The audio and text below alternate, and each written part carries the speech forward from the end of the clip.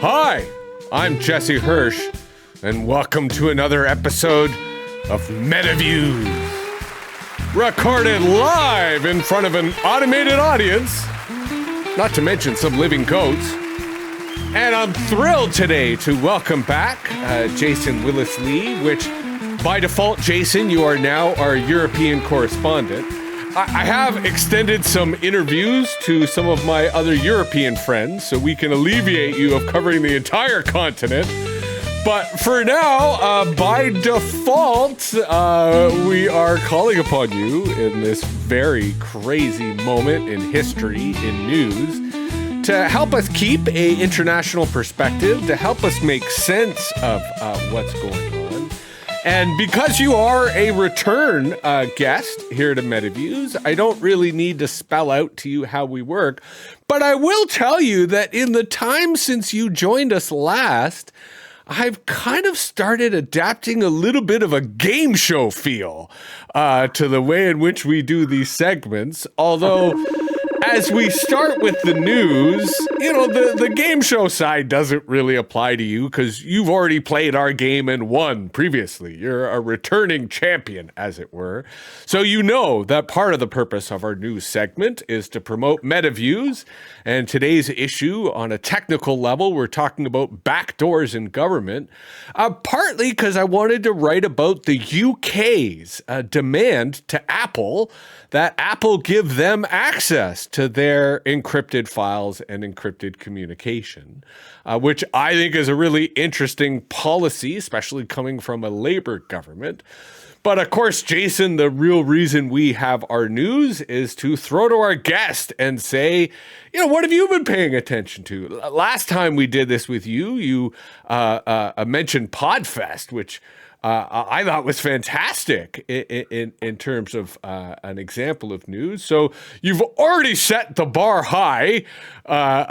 Please, what are you looking at? What do you think our audience should be paying attention to? Thank you, Jesse. It's great to be back, and I'm privileged to be the MetaViews European correspondent today. That's very kind of you. So the last time we spoke, I was recently arriving from Orlando. I was escaping the Trump inauguration. I literally flew out a few hours before he was inaugurated. So I guess that's one thing that caught my news in the past week since we agreed to meet up again was him saying the USA is going to get bigger. We're going to annex Canada, and that sounded pretty far-fetched, even for a president as radical, as disruptive as Donald Trump. So I don't know what you, just before we came on, you said Canada's future may not be as optimistic as Mr. Trudeau would have us believe. So I don't know if that's true, but it certainly caught my eye. And of course, he's eyeing Greenland as well, which is owned by Denmark. I think he's been told point blank that you can't have these countries. So I don't know what's the deal with Canada. You tell me. You're sort of in-house over there on site. What's going on with that? Well, it's a combination of different analyses that I see converging, both political, economic, and cultural. But if I were to come at this really from a meta view, because that's why we're here, I'm really taken by the Silicon Valley ideology of move fast and break things, because it really seems clear to me that the Trump administration is doing their best to move fast and break things. You know, whether this is the U.S. kind of civil service, the administrative state, the social programs, you know, even the opposition's ability to hold them accountable. And I think as he telegraphs, as he floats trial balloons for his foreign policy, you know, Canada, Greenland, Mexico, I think he is extending that move fast and break things side. And even though Canada right now is comparatively united, like there are polling coming out that shows even on the right, Canadians are like, no, we do not want to be part of America. You know, while we don't entirely know what it means to be Canadian, we know it's not American. And there's a certain unity at that. But the far right in Canada, just like in the United States, just like in Europe, is kind of the zeitgeist. And they are coming with a momentum that I think we should not underestimate. And in these polls, they're the constituents who are like, yeah, we would love to join the U.S. So fundamentally, my concern here is that Canadian politics, Canadian politicians, and Canadian democratic institutions do not have the velocity. They do not have the speed to keep up with the pace that the U.S. is setting when it comes to move fast and break things, because they can break the Canadian economy pretty fast. They could divide Canadian culture pretty fast. And all they have to do militarily is threaten us, and our Potemkin village will fall over. And while the militant resistance in Canada would last for decades, right? This is a kind of guerrilla war that would parallel Vietnam or Afghanistan. It doesn't mean the occupation won't be successful. It doesn't mean that they won't be able to extract the rare earth minerals and, fossil fuels that they need if China cuts them off. So I am the crazy futurist saying, hope for the best, prepare for the worst. And in that regard, especially when you look at the propaganda efforts that we've seen in the United States, and if applied to Canada, I'm just not sure that our democratic institutions have the capabilities to stand up. So I appreciate you throwing it back to me, because I am still working out these ideas kind of on the fly, and I appreciate, the ability to articulate them. So before we go to our second segment, I'll give you an opportunity to respond, because you've got the critical distance. You're right that I'm kind of there living in it. But I think Canadians' perspective on America is best because we're not Americans. And in your case, you're not a North American, so you've got even greater distance in terms of what's happening here. So I'd love your reaction or your thoughts on the hypothesis that I'm presenting. Well, it's an interesting hypothesis. I think we'll do a wait and see policy and see where Trump goes with this.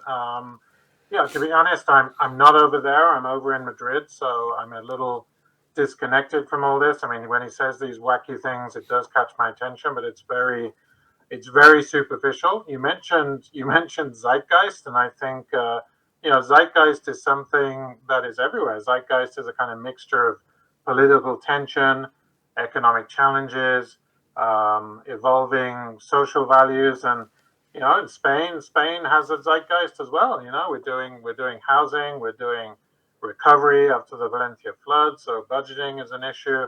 We have the far right here as well, led by Vox. Santiago Abascal, our Vox leader, or not our leader, but the leader of Vox in Spain, has met with Donald Trump, and these people are aligned in their policies.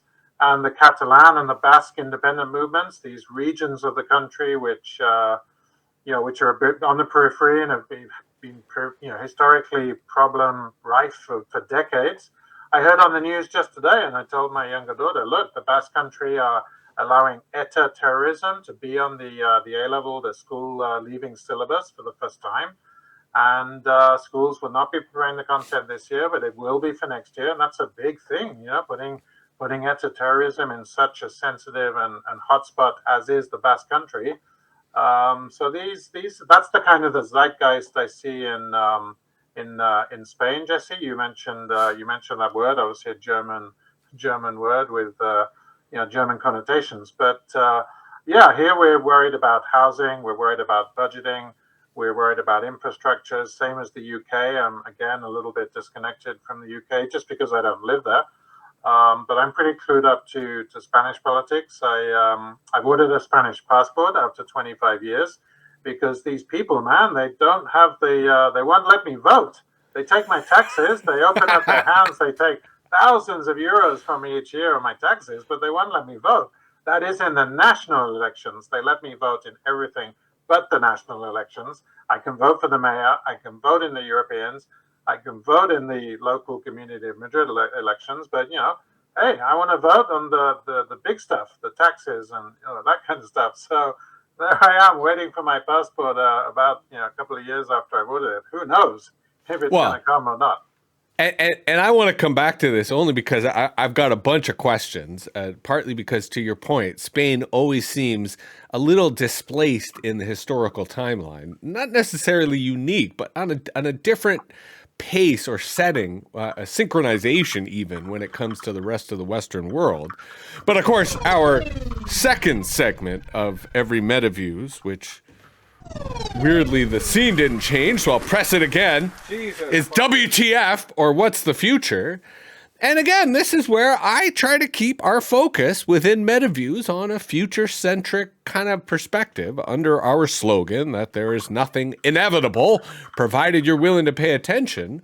So, Jason, what's on your event horizon? What do you see either in your personal future or in our larger collective future?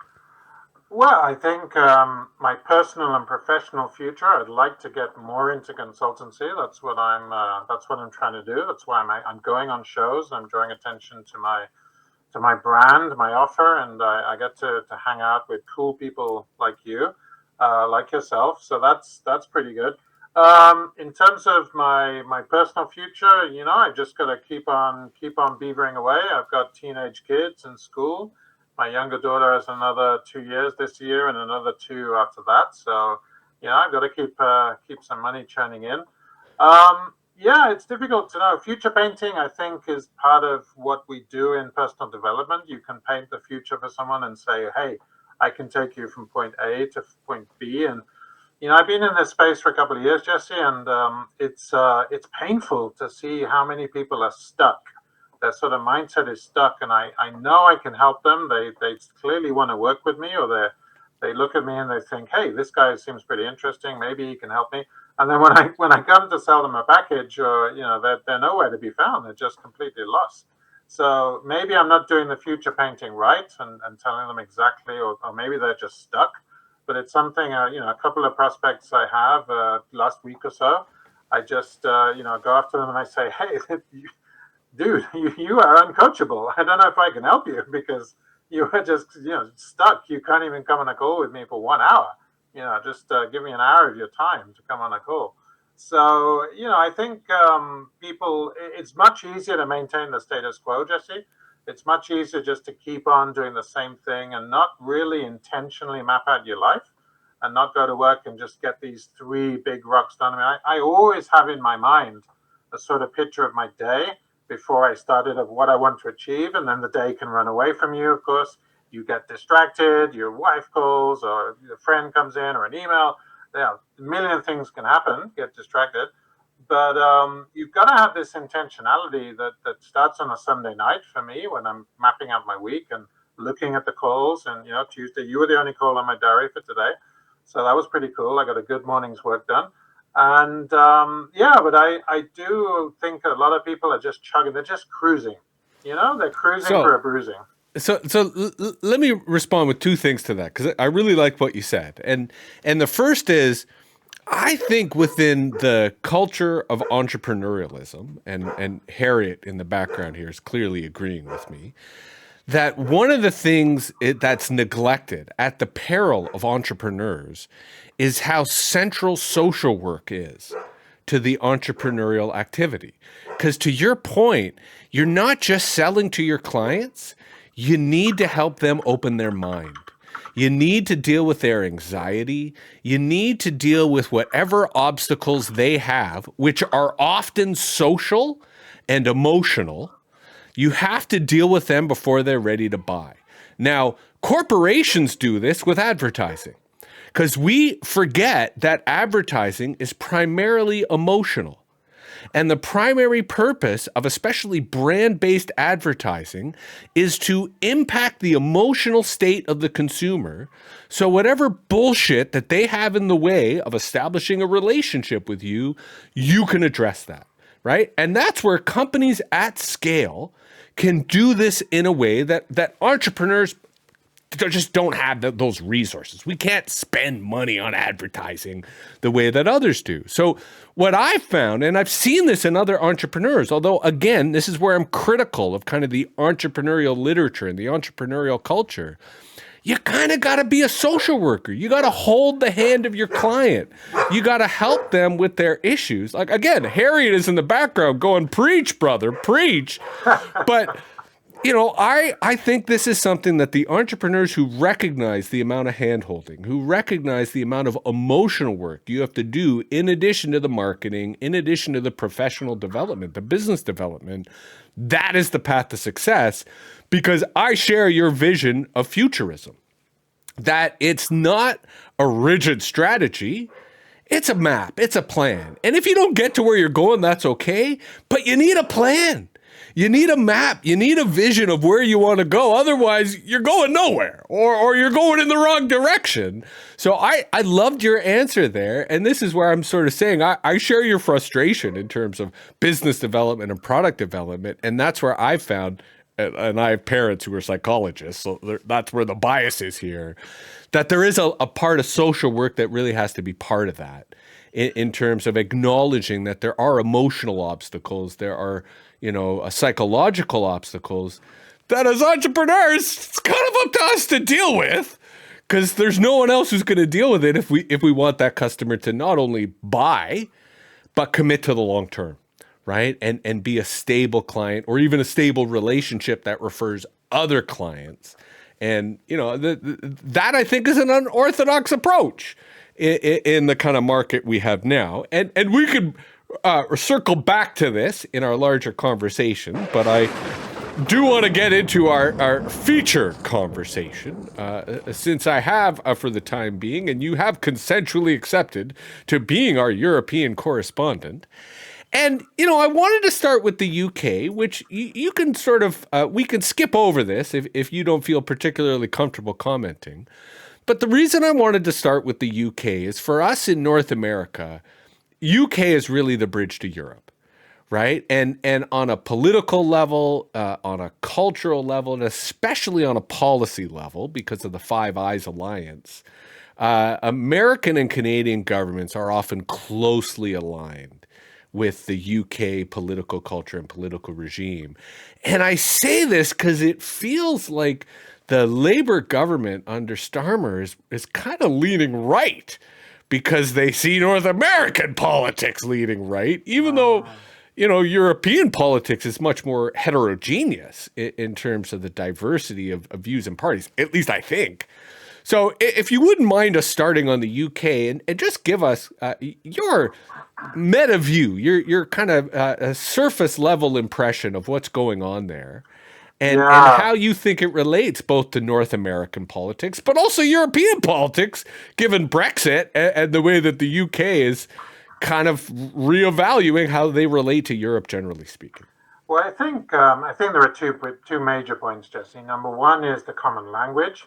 Canada and North America as a whole, so the US and Canada, are obviously aligned to the UK on English. So, you don't have to learn French, German, Spanish, Italian, Dutch, all these other languages that I've got around me being in Spain. You just come along and speak English and you're okay. Everyone's going to understand what you say. Everyone who visits from Europe is expected to speak a little English. It's a little bit rich because they go abroad and they expect people to speak English, but they don't learn any of the languages of the tourists coming that way. So that's a bit crazy. And when you talked about Starmer leaning to the right, it reminded me immediately of a former Labour leader, the first one I actually voted for when I was 22. In 1997, a young Tony Blair became prime minister, and he was described as a socialist, as a conservative in socialist, disguised as a socialist.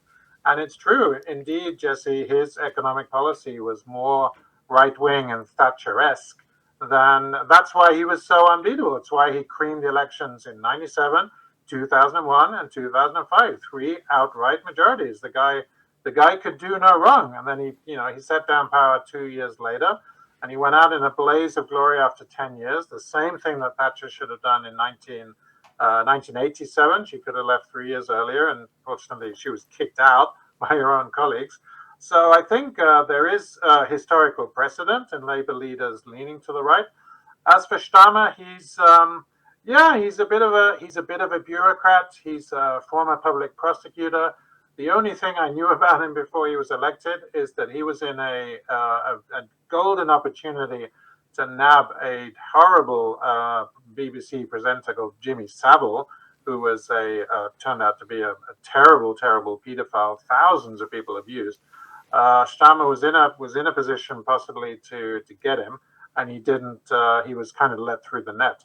But he's a bureaucrat. You can be a successful Labour leader and be preoccupied about social issues and have a right-wing economic policy, and that's what I think his plan probably is, Jesse.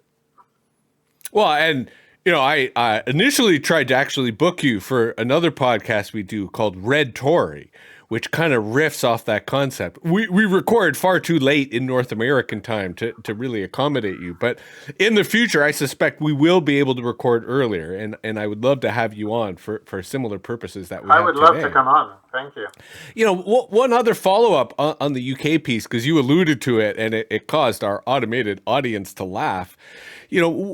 Especially in Spain, what is the impact of traveling Brits on kind of both the perception of the UK in Europe, but also the relationship between UK and the EU? Because certainly on the social media side, I do see, and I forget what the yobs is the old term that used to be used for, like, these really boorish Brits who would go to, Spain and other Mediterranean hotspots and just be assholes and completely disregard the culture. I'd love for you to unpack that a little for us North Americans who don't appreciate the extent to which there's a parallel, right, of Americans coming to Canada and being that kind of boors and Brits going to Spain. So please.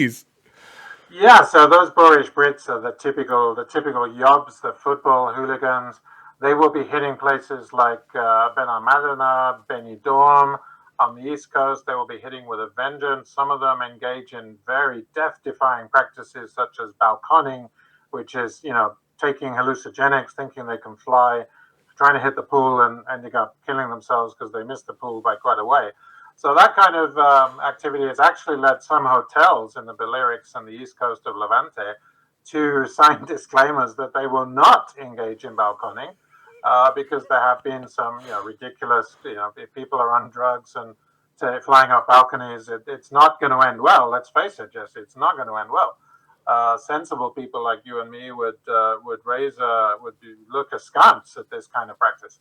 So that is a common thing. I think the Brit abroad is very culturally, unculturally adapted. I have a very close friend who's buying a property or hoping to retire in Benalmádena. And I said, look, the first thing you've got to do is convince people you can more or less speak Spanish.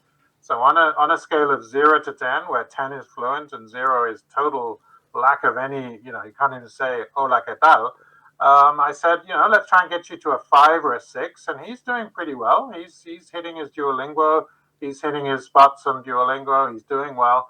And hopefully when he comes out, he's not going to be in a ghetto, Jesse, because what you often see on the South Coast, Malaga, Benalmádena, Fuengirola, these types of places are full of ghettos, and even the community minutes have to be translated into English. I mean, that's good for someone like me, because I make money translating documents. So that's work for me, but it's not so great for the overall sort of cohesion of the Spanglish culture. No Spaniards with English Brits. So yeah, I totally get that. That is not a stereotype. That does happen.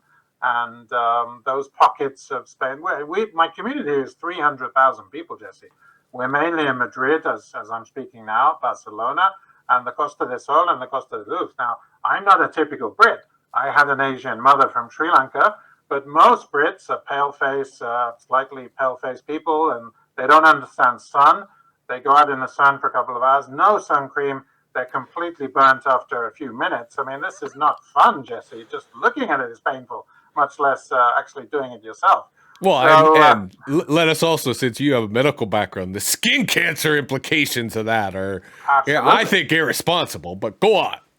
Absolutely. Malignant melanoma, that prevalence goes up with pale-faced Brits, of course.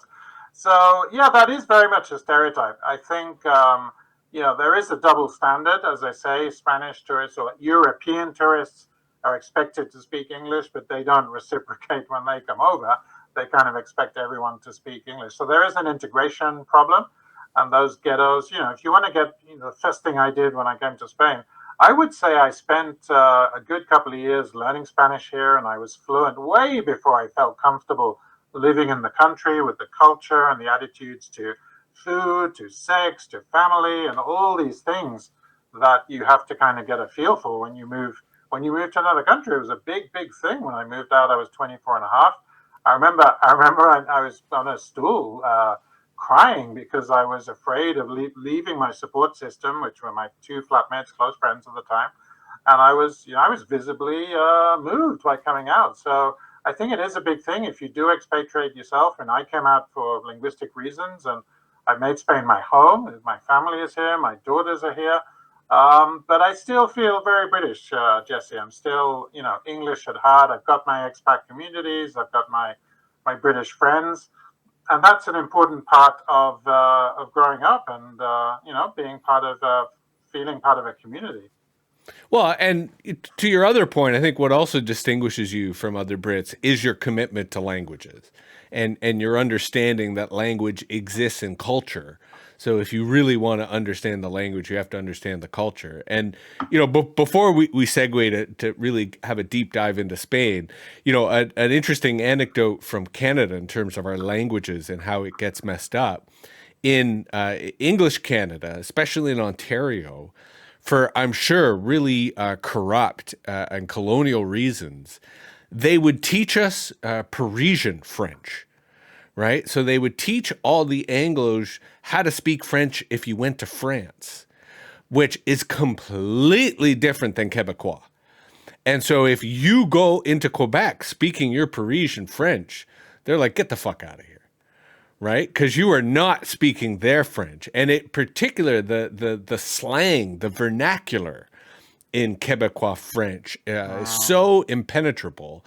And one of the benefits of moving from Toronto to Ottawa, where I'm far closer to Quebec and there are far more Quebecers living in this part of Ontario, is I'm exposed to like the calice, tabernac, like swearing and vernacular that helps me understand people, when I'm in the store and eavesdropping. So it's weird to me that Canada chose to teach the Anglos a French spoken thousands of kilometers away rather than the French spoken by our fellow country people, right? And neighbors, which again is a weird political consequence that has complicated the Canadian relationship. When you were in our news segment and sort of talking about Spain, it reminded me of the reason when I first found out you were in Madrid. I was like, oh shit, I gotta get Jason back so we could talk about Spain. Because it is a different society. There's a lot of commonalities. There's a lot of frames of reference. But the reason I was saying that Spain operates on its own pace is, for example, the Franco regime existed on a different time scale than fascism in Italy or fascism in Germany, right? And, previous to that, the Spanish Republic and what we saw in Barcelona, again, was on a different timeline than similar movements in Europe and similar movements elsewhere in the world. And when you were describing, the changing education in Basque Country, where they were kind of coming to terms with the violent legacy of the ETA movements, that's the opposite of what America's doing in terms of America trying to get critical race theory and diversity studies banished from their education system. Yeah. So it really feels that when the world zigs, Spain zags. Like it just, kind of goes in its own directions. And that's why I find, as a North American, I think in this moment where it feels everything is predetermined, Spain proves to us that there are always other options. That there are other ways to think about policy. There are other ways of thinking about work. There's other ways about thinking about life. So again, because you have this mixed outsider-insider perspective, right? Where on some levels you're an expat, but you've put in the effort to really understand a Spanish society and culture to the point that you do deserve to vote for the federal government. I would agree. You've earned that right. Hopefully they recognize that. So why don't we start with, to help us, and I have a bit of a sense of this myself, but I suspect many of my listeners do not, help us understand the regional diversity within Spain, that it really isn't a homogenous country compared to perhaps other countries, nations as they were. Give us that meta view of both how there is that internal diversity, but how that internal diversity manifests in what we would call Spain, right? Because to outsiders, it certainly does appear like a coherent country, but maybe it's not internally. Yeah, so much come back on what you said there, Jesse. First of all, you said Zig when they zag. That is the title of a keynote speech by one of my mentors, an entrepreneur called Ryan Lebec. He is the founder of the Ask Method. He's from Boston, not far from where you are right now. So a quick shout out to Ryan. I was so pleased to meet him in person at an event in Cambridge where he spoke. And he also lives on a farm, so you have something in common with Ryan Levesque. So I'd love you to just hook up online, zig when they zag. Yeah, you mentioned Franco. I mean, this year is such a notable year because it's the 50th anniversary since Franco died, and Franco died in November 1975. I was 4 months old. I will be 50 in July. He died in November, so it's the 50th. So there is a Franco thing going on here right now. And traditionally, Spain has been left and right. It's basically very polarized. It's politically uncertain. It's the polarization. We've got a left-wing government, but it's kind of propped up by these nationalists and these independence parties. The Catalan party is causing a bit of trouble there, wanting independence. Those are the people, minority rule, keeping the Sanchez government in place. And then you've got the far right, and you've got Vox, which is further right from the Spanish People's Party, which is the equivalent of the Tories. I love the term red Tory because that's sort of oxymoronic in itself, isn't it?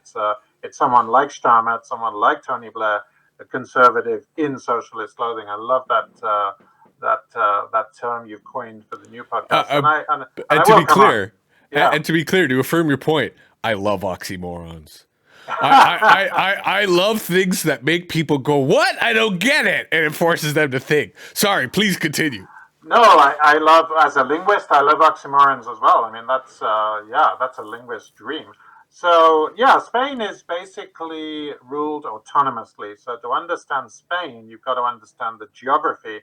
There are 17 autonomous regions. One is the Community of Madrid, one is the Basque Country, one is Catalonia, one is Andalusia, and each autonomous region has its regional government, typically called a junta with a J. And that is a regional government, and you can have a socialist junta, or you can have a Vox PP coalition junta. So you've got to toe the line of the regional governments. Sure, go ahead. Can I interrupt real quick? Sure. It's weird here in North America, and I think this is one of those lost in translations. Junta almost feels like a dirty word. Why is that? Why when you say that word, do I associate it with like coup? And again, I think this is a weird North American twisting of words, because we don't really believe in integrity of meaning anymore here, unfortunately, thanks to Trump. But can you, as someone who works in language, help me understand why I'm having that reaction? Is it to do with somebody like Gallieri, who was a military dictator in Argentina? Yeah. We went to war with him over the Falklands. I think it's something to do I with think Gallieri. You're right. I think it is South America and the way the word was used there. Sorry to interrupt. Please continue on the regions. That's a very interesting linguistic interruption there. I think that it is to do with Gallieri, the Falkland Islands, and we went to war over an island with a couple of sheep, like the sheep on your farm, Jesse. That was pretty crazy, right? General Gallieri. But that was a big thing back in the 80s. There was a big coup for Thatcher, and she was a wartime leader in 83 and could do no wrong until she started to go slightly awry in the late 80s. I remember her very much. I was in London with the poll tax. I remember Neil Kinnock coming out of the Commons. I saw him come out, and he was the Welsh leader who could have been Prime Minister in 92, but he kind of blew it. And there was a very unusual fifth consecutive parliament with a certain John Major in power in 92. But yeah, getting back to Spain, the autonomous regions, it's just a question of understanding the regional politics. This is not a federal state like the US, where all the power is centralized in Washington. what Donald Trump says goes. It's getting very dictatorial there because he's kind of going off on his own thing. He's a very disruptive leader. I admire disruptive. I love disruption in markets and business. And, if he's applying that too, but you got to have a check on power. You can't just have absolute power with one person. Well, and not to get off track, but you brought it up, and I believe in spontaneous conversation. I too believe in disruption, and I've spent my entire life critical of the status quo, whatever that may be, to the zig and zag idea. But I also, as a philosopher, have kind of come to the nuanced understanding that, disrupt for whom? Who is the one disrupting, and who is the one being disrupted? And that's where this particular disruptor in chief is not one that I'm particularly in favor of his disruption. I'd like to see him disrupted. But within the disruption that's going on, that does create some opportunities for political change, which is why I'm interested in the Spanish model.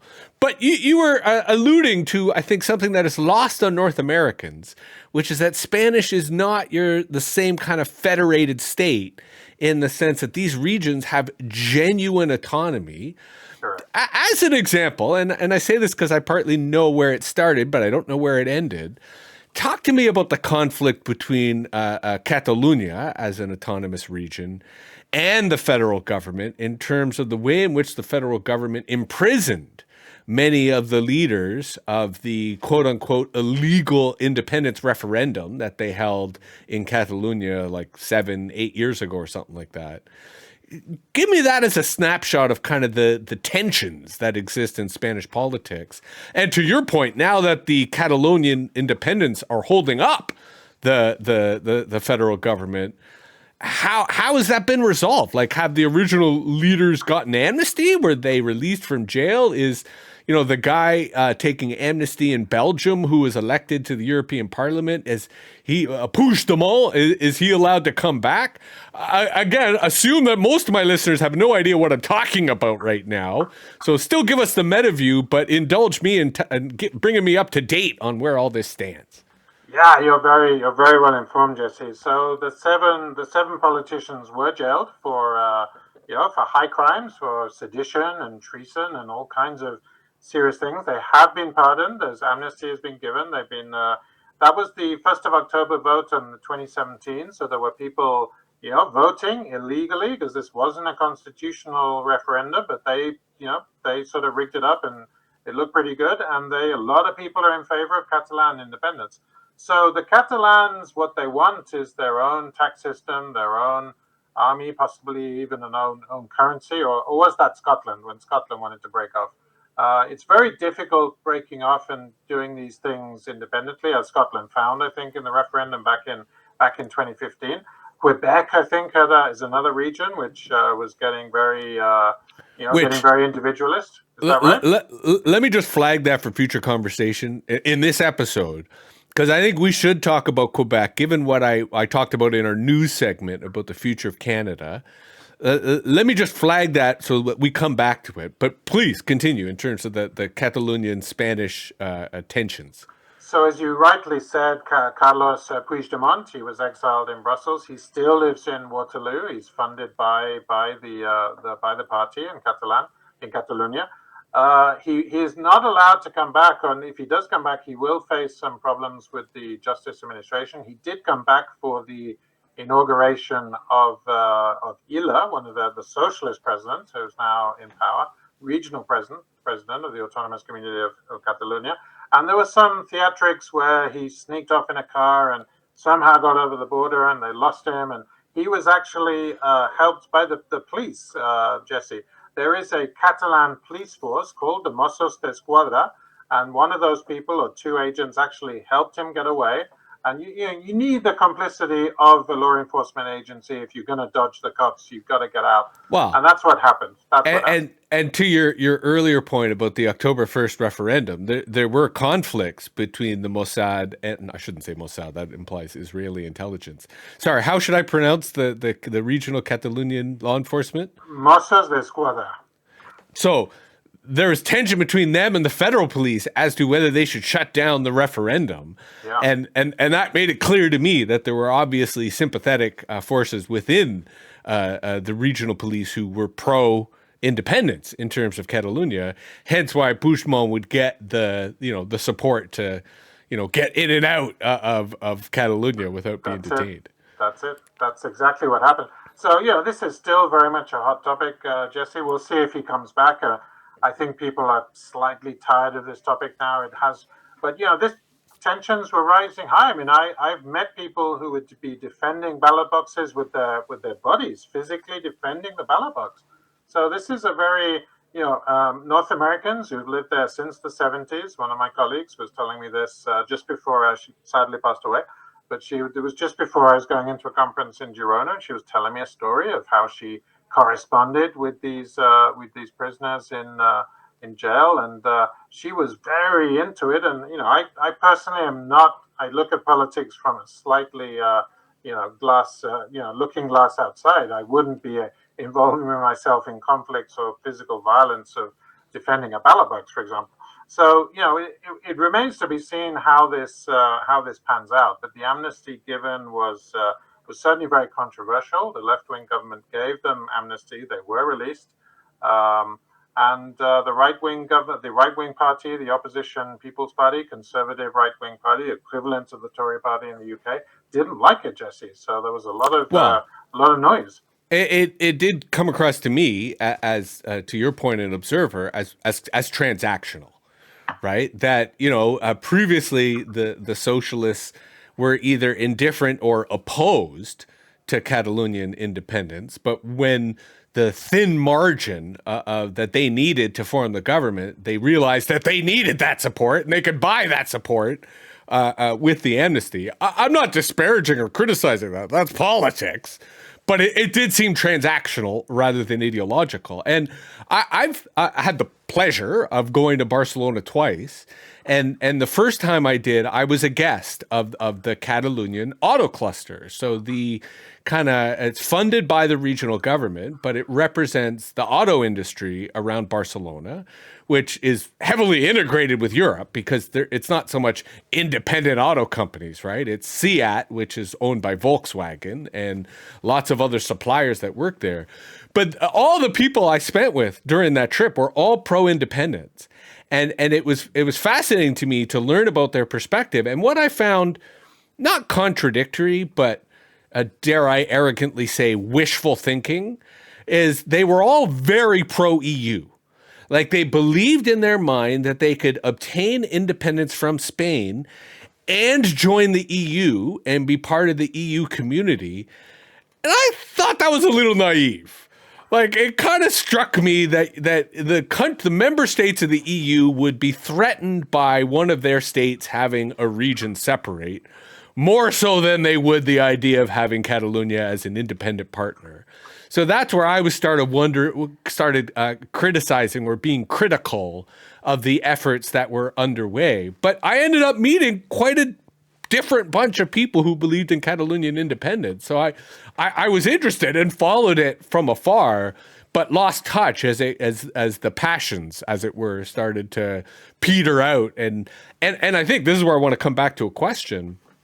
I think what's changed is the rise of the far right. In part because when I was there, it wasn't a Vox Populi. What's the name of the conservative party? The PP, the People's Party. The PP. Yeah. It was a PP rally in Barcelona, and I participated in it. Not as a supporter, but as like a journalist, right? Where I was, taking photos and eavesdropping, where I really do not have the courage to speak Spanish or Catalan. I have enough French that I can sort of infer when I'm watching people and getting context that I'm getting enough comprehension. So I enjoyed it. I enjoyed being part of it. But the kind of peace I got was there wasn't really any truth and reconciliation post-Franco. That with Franco's death, everyone was like, okay, let's move on. But there wasn't really an assessment of what did that mean? What were the power structures in place? So a lot of the independence people felt that the Frankists were still fundamentally in a form of institutional power. And that was one of their arguments for independence. And I say this in the sense that I think as we see the far right starting to rise, I think that's where the center starts to get scared and start saying, hey, maybe we should build a common front here. And that's where the independents start going, maybe independence is not our current priority right now. Hence their desire to support the socialists and keep the socialists in power. Am I overreading this? To what extent do you think that, again, the far right rising across Europe is changing the political game in Spain as well as other countries? Yeah, I think the far right is a big threat, Jesse. You have to curb the far right. But what you say about Franco and the two Spains, what is true in Spain is that the Francoist divide between left and right, the Republicans and the Nationalists, still exists today, 80 years later, 80 or 50 years after his death, 90 years after he came to power, 1939, still exists in the democratic form. So there is still this polarization between the Republicans, which would be the Socialist Party as the kind of heirs to republicanism, and the fascists, which of course were far right in his day. So you still have these tensions. It is still very ideological. It is still the case that there is no agreement, even on things where there should be agreement, common foreign security policy, education, health, these basic pillars of a democratic modern state. You don't have them because you've got all these bickering and relationship to generations before. I was thinking when you were talking about this arc between the 1990s and globalization, where everything was about ripping barriers down and borders away, and now it's about erecting them and creating little countries within a country. And just the arc that we've come in my lifetime, from my early 20s to just about to enter my 50s, my sixth decade, in July. So, there are these places like Quebec, like Scotland, like Catalonia that get very individualistic. And I know less about Quebec, more about Scotland and Catalonia because it's more in my region. But I think, curbing the far right is one of the central policy, shifts of the EU. That is something very much a threat at the moment. Well, and let's use that as an excuse to take a quick tangent, and then we'll come back to the EU in general. Quebec is interesting because, to your point, where I would agree with your general assessment that Scottish and Catalonian independence is a kind of individualism, because I think it is partly driven by Scottish and Catalonian individuals who believe that they will have better chances of prosperity or better chances, of agency outside of their existing relationships. Quebec, on the other hand, is not at all individualist. It's very much collectivist. And that's one of the reasons why they've stayed in Canada, because I think Quebec has always understood that they could not survive America and that they needed an alliance with Anglo-Canadians to maintain their independence.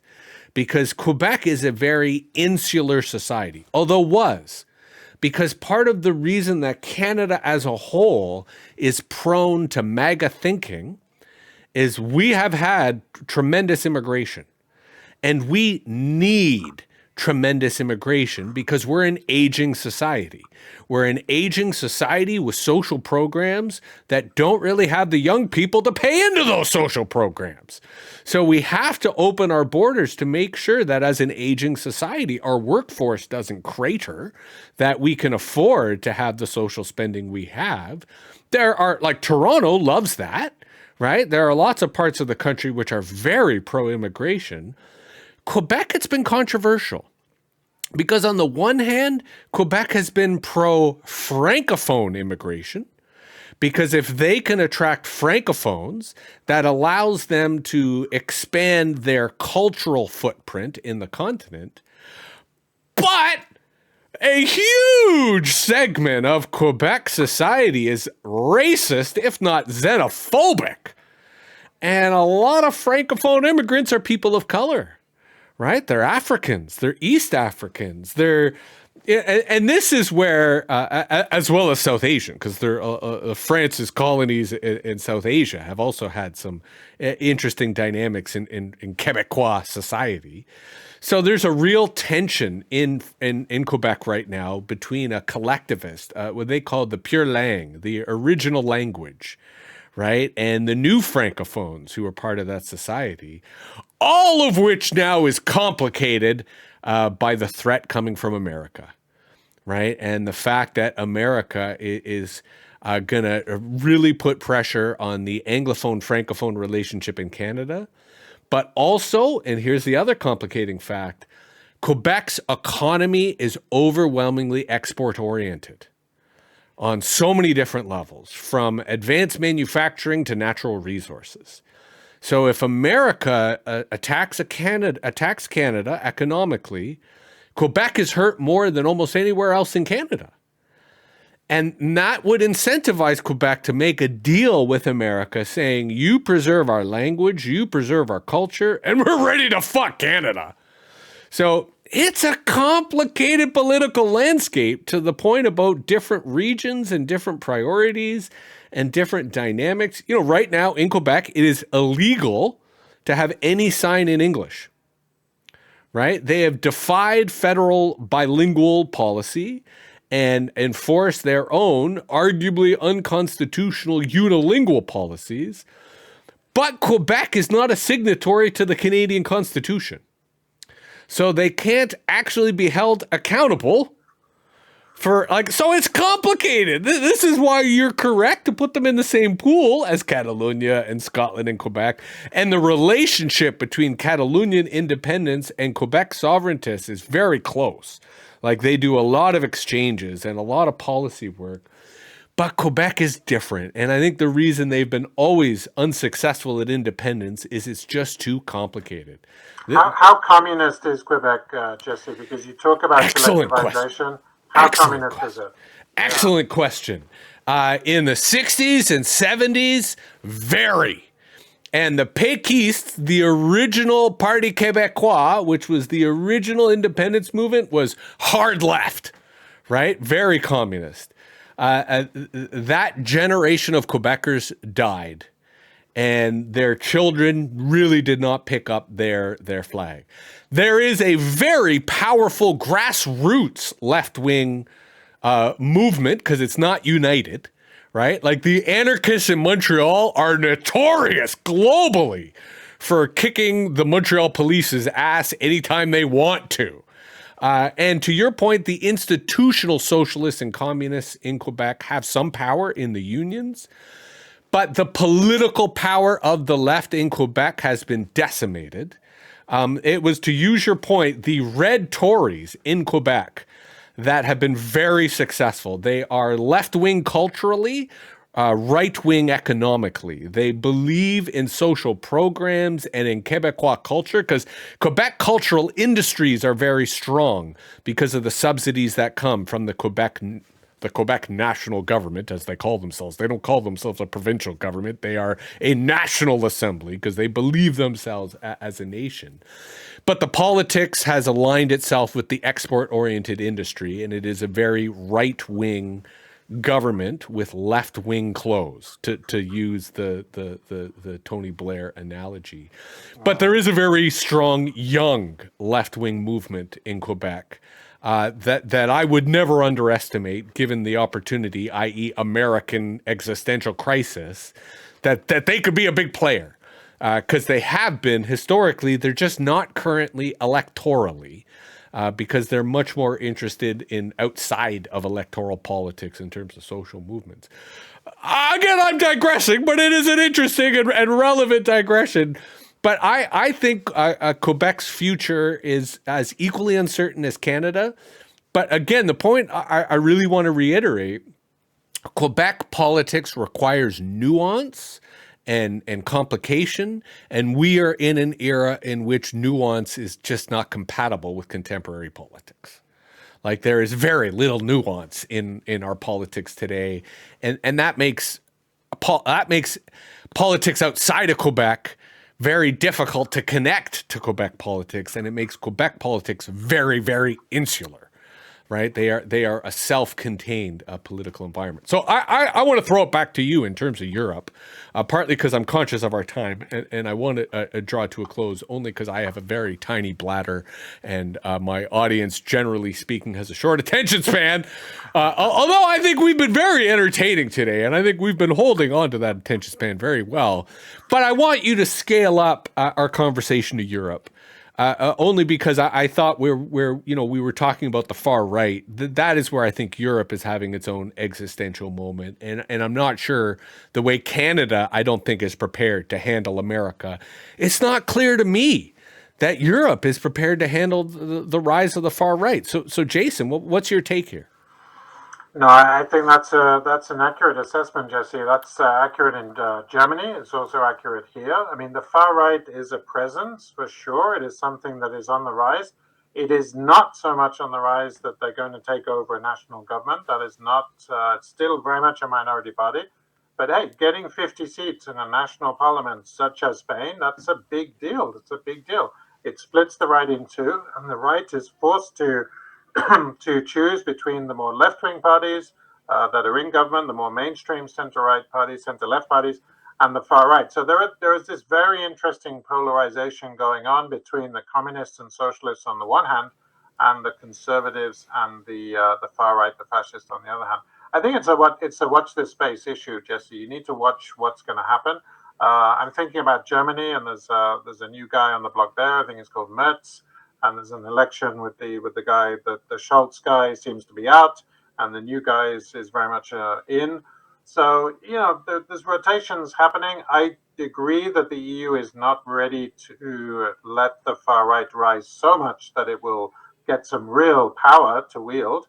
But look at Donald Trump. I mean, that is a far right leader. He's a disruptor. He's doing some pretty crazy things on immigration, on statesmanship in other countries. So let's see what happens, and let's see if he opens the market, the floodgates to more disruptive leaders coming and actually taking over from him. That could be interesting. Yeah, absolutely. And let me ask you for a follow-up question, which again I think many of our North American listeners really just don't understand because of the nature of our party politics here in North America.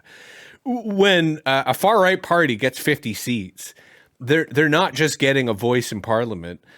Talk about the kind of state resources that they get access to, the kind of funding and legitimization that their party gets, even if they're still in a tiny minority. Having those seats in Parliament is kind of an upgrade. It's kind of access to resources. And again, you don't have to be specific, but this is where it's worth clarifying that here in North America, our politics are monopolized by 2-3 parties, and there is no way for any new party to really emerge. It is an effective oligopoly to the extent even on fundraising.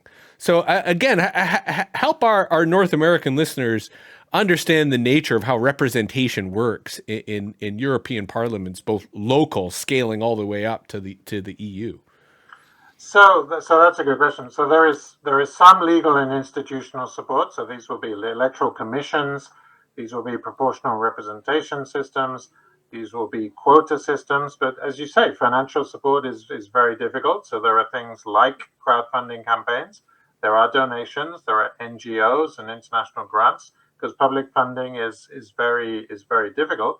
So I think survival of these parties is very difficult financially. They've got to have the sustained support of the electorate. That's what gets them in Parliament. And it depends very much on the balance of power in the autonomous communities. Madrid is a very conservative city, Jesse. It's been conservative. It is blue all the way home. And you've got a leader in our regional leader who will probably be a future national leader. Can you believe that she used to run a former Madrid president's Instagram page for a dog? So there was actually a dog. She was a social media manager for Esperanza Aguirre's dog. But look, as much as I'm laughing, that is significant, because that tells you right away, A, the power of social media, and B, how much of the existing political class is still so clueless when it comes to social media that someone who does get it rises through the ranks so quickly. That's a very good inference. I think one of the rises of Isabel Ayuso, that's her name, the current president, is through the social media, and she obviously got it. She's a few years younger than me. I think she's 1979, so maybe she's 45, 46. So that's the current state of politics, Jesse. But funding for minority parties, it does come down to how much you can get from electoral commissions, from proportional representation. That's the debate about two-party rule. It's always been, should we have a PR system, or should we allow countries to, typically in the UK, that would be the Labour Party, this flipping between Labour and the Tories. And my whole life, Tony Blair was the first prime minister I voted for in 1997. I wasn't old enough in 92. I was 17, but I got my vote in for Tony in 97. Well, and the reason I brought this up is the federal, and in Anglo-Canada, in some provinces, the provincial left-wing party in Canada is called the New Democratic Party, and they are not socialist, not even close. They're really more kind of left of center liberals, partly because the Liberal Party, it tends to flow between right and left.